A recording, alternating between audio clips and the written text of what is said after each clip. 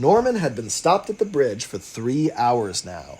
"Never a cop around when you need one," he muttered, "and holding me here was their idea anyway." At long last, the patrol car rolled into the lot of Barrow-in-Furness station. The lift bridge keeper, a soft-spoken and timid man, looked really relieved. "This is the suspicious train, officer," he explained as the policeman rocked out from behind his steering wheel. "The one that's not in our schedule." "They cleared me a road. What's the issue?" grumbled Norman, but his driver hushed him severely. "Stop talking, you foolish engine. You'll only make it worse." Sweat was streaming down his balding forehead. And then the officer approached the cab. "You! Put your hands where I can see them!" But the policeman was interrupted by the harsh bang of Norman's cab door against his side. The driver stumbled out onto the ballast, over an unseen retaining wall, into a drainage ditch, and through a sewage pipe. The officer, who was winded just from watching it, did not even try to pursue him. "Well then, awfully suspicious behavior from your driver, eh, engine?" "Suspicious?" boiled Norman. "Selfish, more like. I'm not going anywhere now." "Boy, you weren't going anywhere anyway," said the officer stonily, as if he hadn't just let a man escape with ease. More officers arrived shortly, and they all toured the train with flashlights. Whatever padlocks they didn't have the keys to, they broke open with bolt cutters. Norman was fuming at the way they mistreated his train, but the bridge keeper insisted he keep his cool. This was hard for Norman, however, as his cooling system was the source of all his troubles. "What are you looking for?" he snapped at last. But something else snapped too.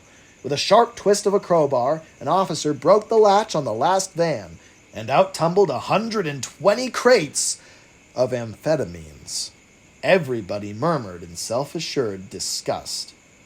Everybody but Norman. "That's what you're after? Tiny bags with rock salt in them? Bloody hell, what a lousy way to carry 'em. We should have brought open wagons." The chief officer just shook his head. "This isn't rock salt, engine. It's contraband. Your driver is in big trouble." "Of course he is," Norman drawled. "With his wife, when she sees that his Sunday best is dripping with sewage." The rotund policeman stepped out in front of the train. He straddled the sleeper boldly, legs spread, and hands on his hips suspensefully. "Who sent you to collect this train?" "Don't you know who's in charge?" dismissed Norman. "The fat controller sent me." "Did he now?" The officer grinned to his men, who all chuckled excitedly in turn. "Well then, I suppose we'll have to pay him a visit." Strangely, that's all they needed to hear. They confiscated the train, of course, but once a relief driver arrived, they let Norman scurry home to the Vickerstown Diesel Works. The manager was waiting for him there. The amber glow illuminating his office and the rafters was the only source of light in the whole complex. He had few words for Norman. He uttered them severely. "Did you mention me?"